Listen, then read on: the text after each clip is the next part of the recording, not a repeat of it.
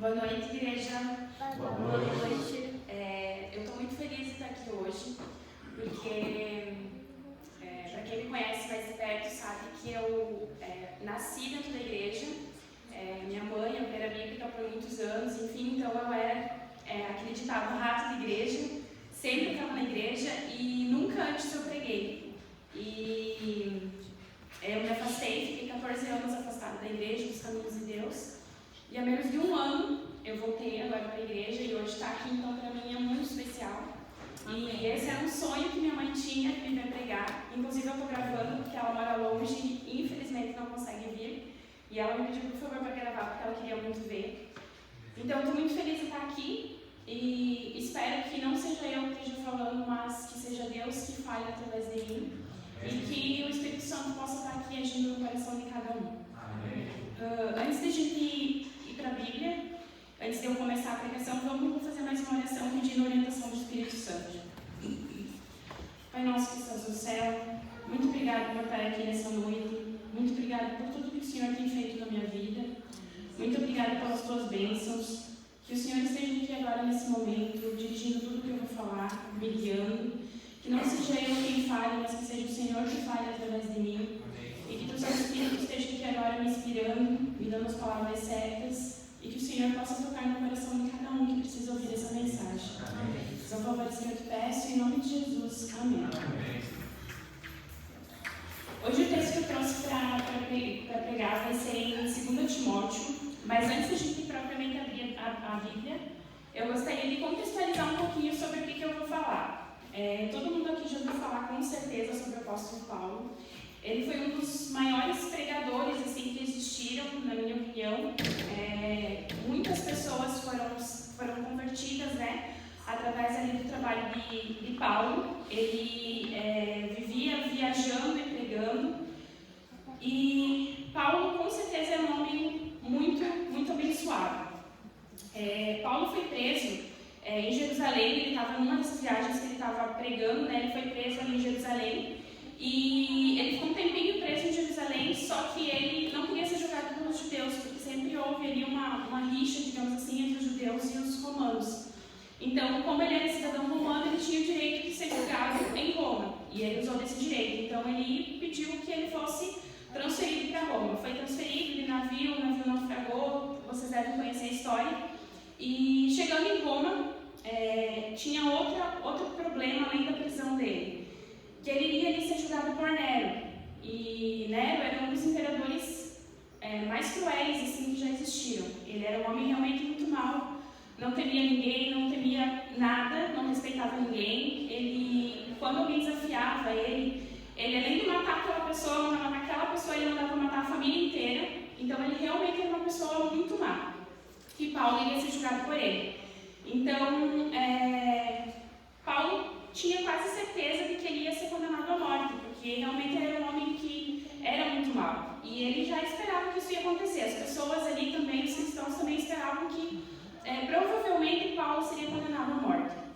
Só que quando ele chegou em Roma, Nero não quis julgar ele logo de cara. Então ele ficou ali mais ou menos 2 anos em prisão domiciliar. O que era a prisão domiciliar daquela época? Era mais ou menos como a prisão domiciliar que a gente tem hoje em dia. Que a pessoa fica presa só que em casa, né? Ela não pode sair. E ao contrário de hoje, que a gente tem ali a tornozeleira eletrônica, naquela época não existia isso, mas tinha um soldado que ficava ali 24 horas vigiando Paulo. E ele então ficou ali em prisão domiciliar por 2 anos, mais ou menos. Só que estava muito cômodo essa prisão domiciliar para ele. Por quê? Porque ele estava preso, mas ele podia continuar falando sobre a palavra de Deus, ele podia continuar fazendo o que ele amava, que era a missão dele, que era falar sobre Deus. Ele estava ali preso, mas ele podia receber visitas, ele podia escrever, tinha acesso ali a escrever livros, que inclusive foi ali preso, nessa prisão domiciliar, que ele escreveu os livros de Efésios, Filipenses, Colossenses e Filemão. Então, para ele, essa prisão estava super tranquila, porque ele continuava pregando, as pessoas vinham visitar ele para ouvir ele falar, e ele continuava falando de Jesus e ajudando a converter várias pessoas, mesmo ali na prisão domiciliar. E depois desses 2 anos que se passaram, Nero chamou ele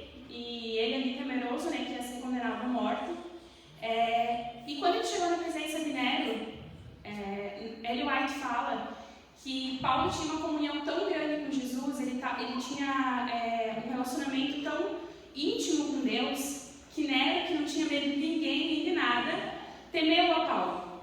Então, Ellen White fala que ele irradiava uma luz, que Paulo ficou temeroso quando viu ele, e simplesmente mandou soltar ele, como por um milagre divino, assim, Deus livrou ele da prisão, e Nero mandou ele sair da presença dele, e ele foi solto. E ele poderia ter ficado com medo, porque, vocês imaginem, ele ficou ali 2 anos em prisão domiciliar, mesmo que fosse tranquilo, mas era uma prisão, né? E ele poderia ter pensado assim, eu fiquei já 2 anos preso, então eu vou parar de pregar agora, porque, poxa, já 2 anos, enfim. Mas não foi isso que aconteceu. Ele continuou viajando. Quando ele foi solto, a primeira coisa que ele fez foi ir viajar novamente, continuou viajando e pregando e falando sobre a palavra de Deus. E aí teve um período de mais ou menos 3 a 5 anos que ele viajou e pregou. Até que Nero começou uma das maiores perseguições que já existiu até hoje contra os cristãos em Roma. E para vocês terem uma ideia, de 8 bairros assim, que haviam em Roma, 6 Nero mandou colocar fogo para perseguir os cristãos.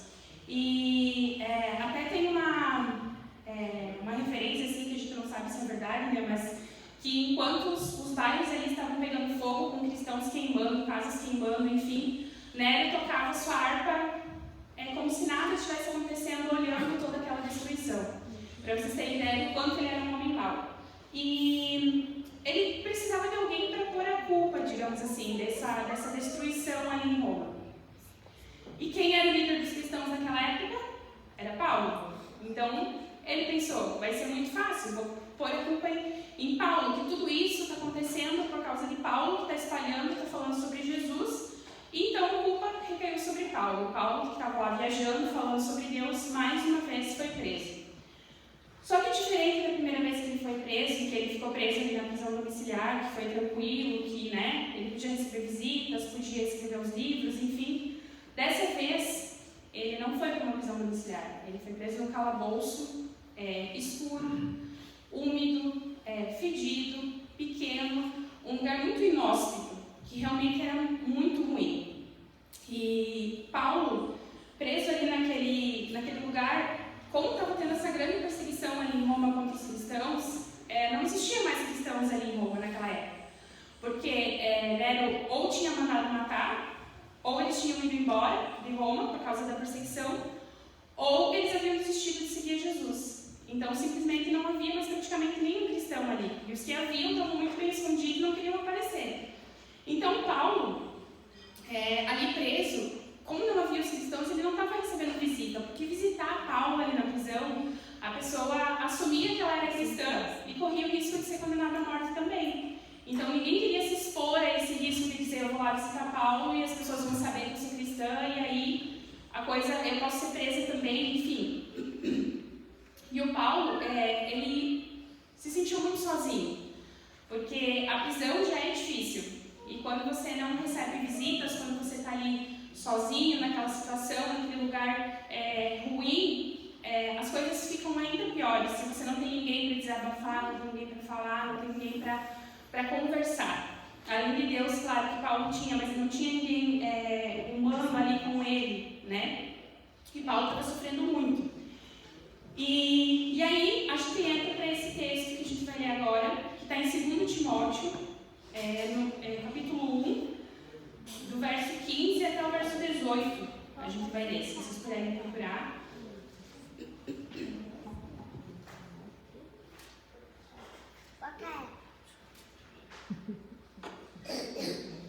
Segunda Timóteo, capítulo 1, 15 a 18. Então está escrito assim, na minha versão, talvez na Bíblia de vocês esteja um pouquinho diferente. Você já sabe que todos os irmãos da província da Ásia, inclusive Fígelo e Hermógenes, me abandonaram. Que o Senhor seja bondoso com a família do Onesíforo, pois muitas vezes ele me animou e não teve vergonha de mim por eu estar na cadeia. Pelo contrário, logo que chegou a Roma, ele me procurou até me encontrar. que o Senhor dê a ele a certeza de que naquele dia ele receberá a sua misericórdia. E você sabe melhor do que eu o quanto ele me ajudou em Éfeso. Então, aqui nesse texto, Paulo está escrevendo uma carta para Timóteo, que era uma das pessoas mais próximas de Paulo, tanto que foi o único que recebeu, a única pessoa que recebeu carta de Paulo. As outras cartas foram para uma igreja específica. Timóteo recebeu não uma, duas cartas de Paulo, eles eram muito próximos, e aqui Paulo está desabafando com Timóteo da situação que ele estava passando. E ele cita aqui o Onesíforo, que ele diz que ele estava se sentindo abandonado, se sentindo ali sozinho, mas que Deus abençoasse, que Deus fosse bondoso com o Onesíforo, que procurou diligentemente por Paulo e visitou ele na prisão. Onesíforo, eu imagino assim que quando Paulo foi preso, pela essa segunda vez, né, que estava ali numa prisão que não era domiciliar, que era bem ruim, eu imagino que a igreja toda começou uma corrente de oração por Paulo. E Paulo era uma pessoa muito conhecida, ele ajudou a converter muitas pessoas, ele pregou o evangelho para muitas pessoas. Então eu imagino que quando as pessoas souberam, olha, Paulo está preso lá em Roma de novo, provavelmente vai ser condenado, está aí levando a culpa de toda essa destruição, essa perseguição contra os cristãos, eu imagino que toda a igreja deve ter se unido. E devem ter feito correntes de oração, devem ter feito jejum, devem ter intercedido muito por Paulo. Porém, Onesíforo, ele não só orou. Ele orou com certeza também, mas ele pensou assim, poxa, Paulo está numa situação complicada. Eu acho que nesse momento não é só de uma oração que Paulo precisa. Eu acho que nesse momento ele precisa de alguém ali, um ombro amigo, alguém falando com ele, alguém conversando, alguém que traga um pouco mais de alegria para tudo que ele está passando, mesmo no meio de todas as dificuldades. Tem alguém ali para ele desabafar, para ele conversar.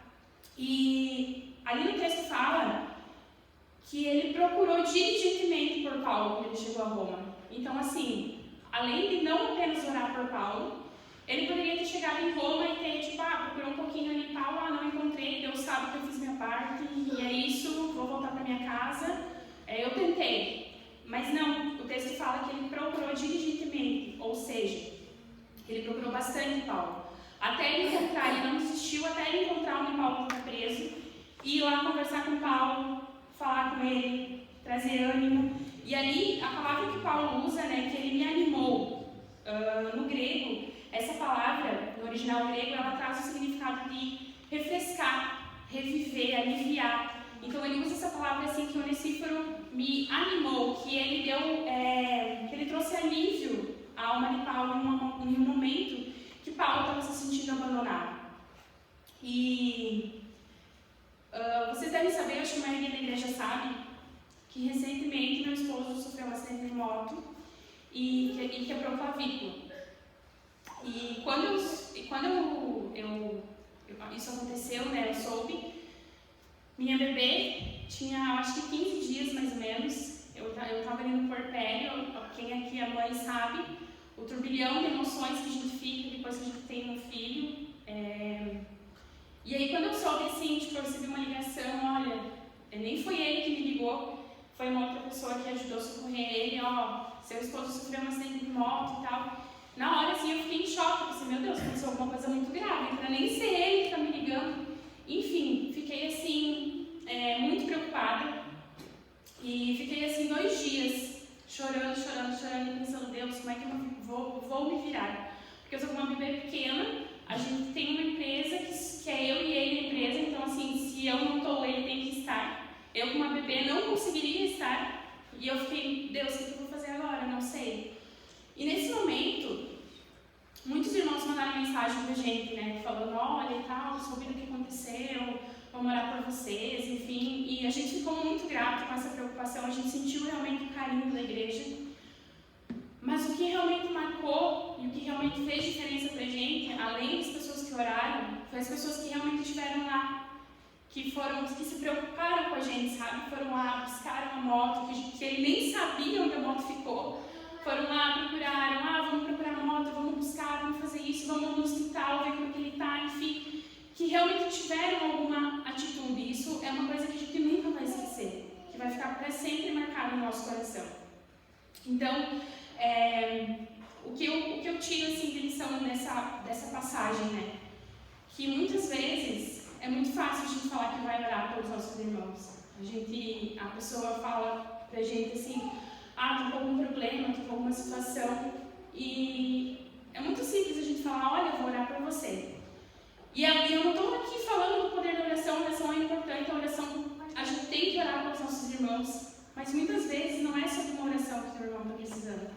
Muitas vezes uma oração não vai resolver o problema dele naquele momento. Você precisa realmente agir de alguma forma para ajudar ele. Eu separei aqui 2 textos da Ellen White que falam sobre isso e que eu achei muito interessante e eu queria compartilhar com vocês.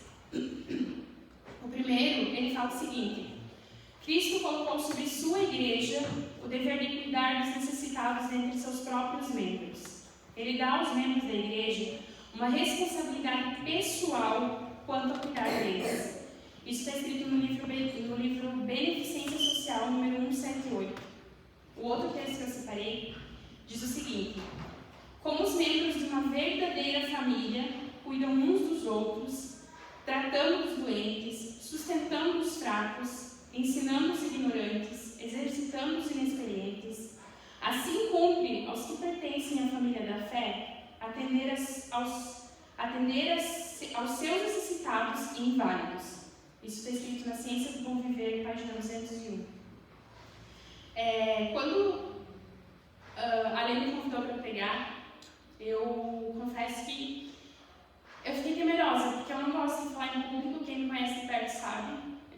Eu sou dos bastidores, eu gosto de trabalhar para a igreja, amo trabalhar para a igreja, mas eu gosto de trabalhar ali sem aparecer. E já fazia algum tempo que eu falava para Deus assim, eu conversava com Deus e falava que se algum dia eu recebesse o convite para pregar, eu não recusaria. Então, quando a Lê veio falar comigo, aí Deus ficou falando assim na minha mente: você falou que não ia recusar, você tem que aceitar. Enfim, aí eu aceitei.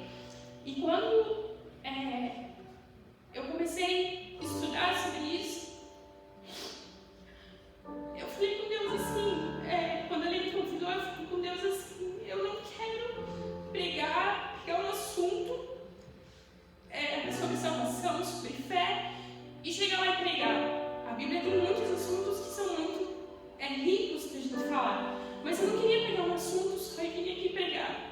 E eu fiquei conversando com Deus assim: Deus, me mostra o que eu tenho que pregar, que isso tem que tocar no coração de alguém. E esse sermão apareceu para mim. E aí eu gostei, assim, comecei a estudar. E uma madrugada eu estudando ele, e eu senti assim claramente Deus falando no meu ouvido, falando assim: você está sendo muito hipócrita, porque tu vai pregar sobre isso e falar sobre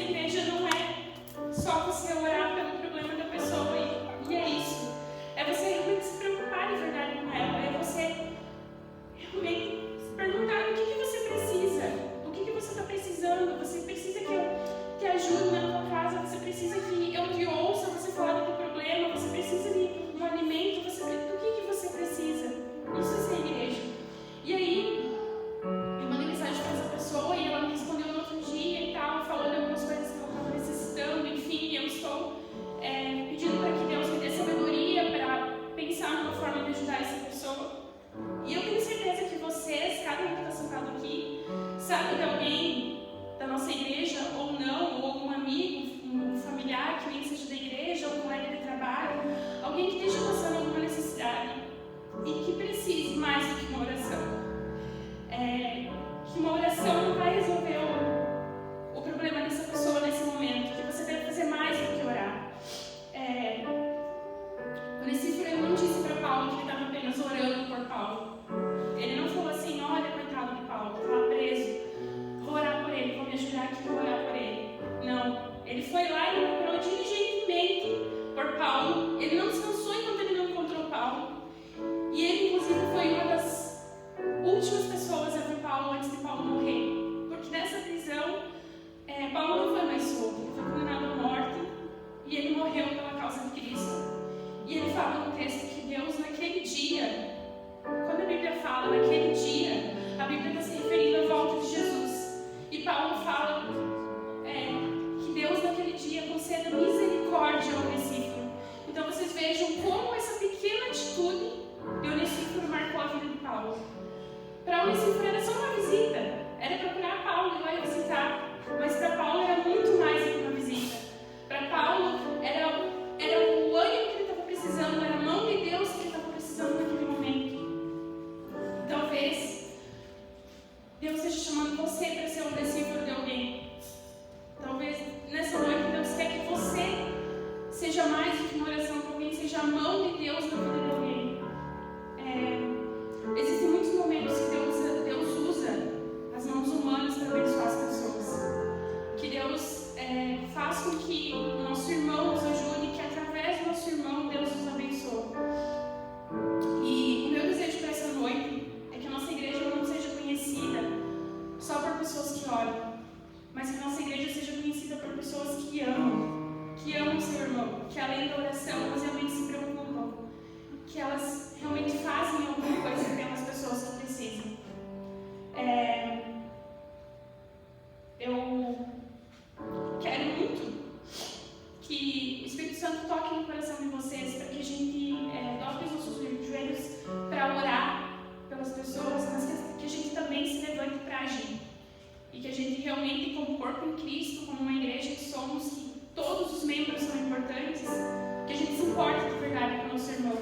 E que quando Jesus voltar, a gente possa ter a nossa consciência tranquila de que a gente fez tudo o que poderia, tudo que estava na nossa mão, de que a gente realmente se preocupou, que a gente realmente olhou pelas necessidades dos nossos irmãos. E que a gente se una mais em relação a isso. E que a gente tenha mais, que Deus toque no nosso coração, que a gente tenha mais empatia com os nossos irmãos enquanto igreja. Que a gente ore, mas que a gente também ajude de verdade os nossos irmãos. Amém.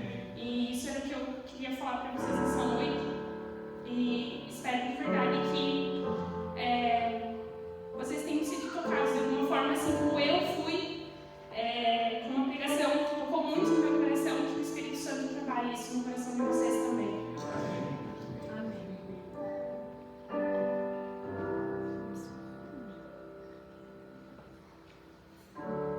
Vamos fazer uma oração para terminar aqui, por favor.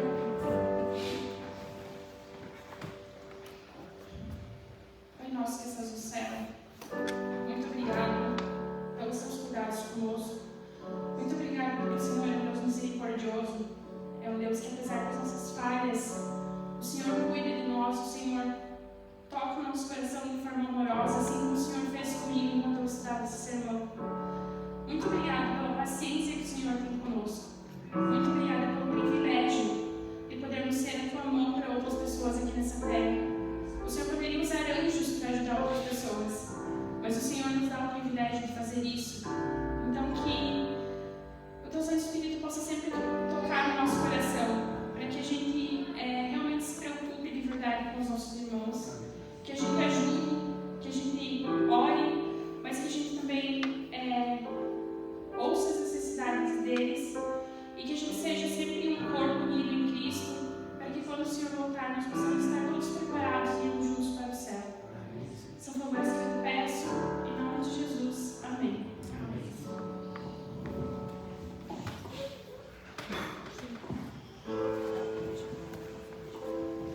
Obrigado pela pregação.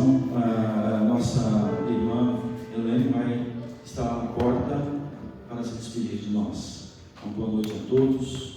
E que realmente o Espírito Santo venha tocar o nosso coração e fazer de nós